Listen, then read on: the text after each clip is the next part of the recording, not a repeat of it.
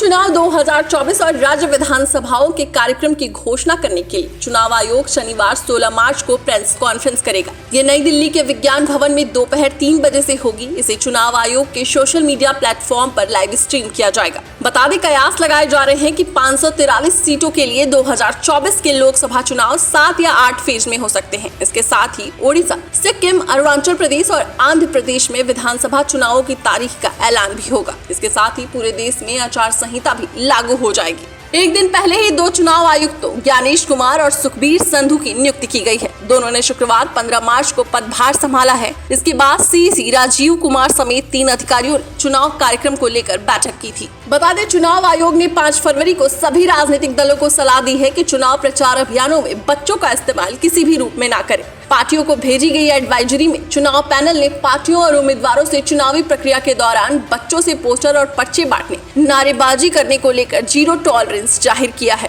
बता दें, 2024 लोकसभा चुनाव में 97 करोड़ लोग वोटिंग कर सकेंगे। चुनाव आयोग ने 8 फरवरी को सभी 28 राज्यों और 8 केंद्र शासित प्रदेशों के वोटर्स से जुड़ी स्पेशल समरी रिवीजन 2024 रिपोर्ट जारी की थी। आयोग ने बताया कि वोटिंग लिस्ट में 18 से 29 साल की उम्र वाले 2 करोड़ नए वोटर्स को जोड़ा गया है। 2019 लोकसभा चुनाव के मुकाबले रजिस्टर्ड वोटर्स की संख्या में 6% की बढ़ोतरी हुई है। चुनाव आयोग ने कहा कि दुनिया में सबसे ज्यादा 96.88 करोड़ वोटर्स लोकसभा चुनाव में वोटिंग के लिए रजिस्टर्ड है। साथ ही जेंडर रेशो में भी 2023 में 940 से बढ़कर 2024 में 948 हो गया है।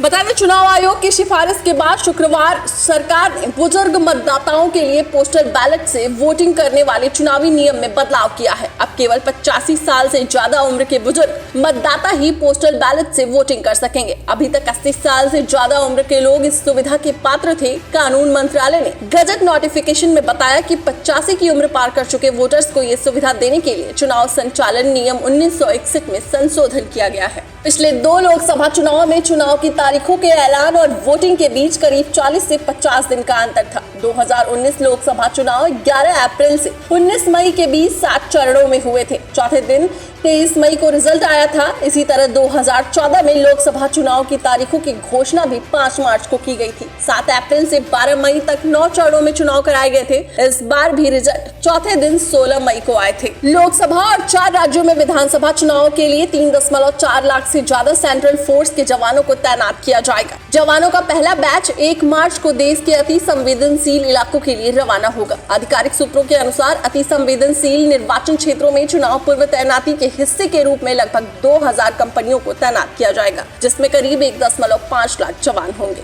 डेस्क रिपोर्ट, अटल टीवी।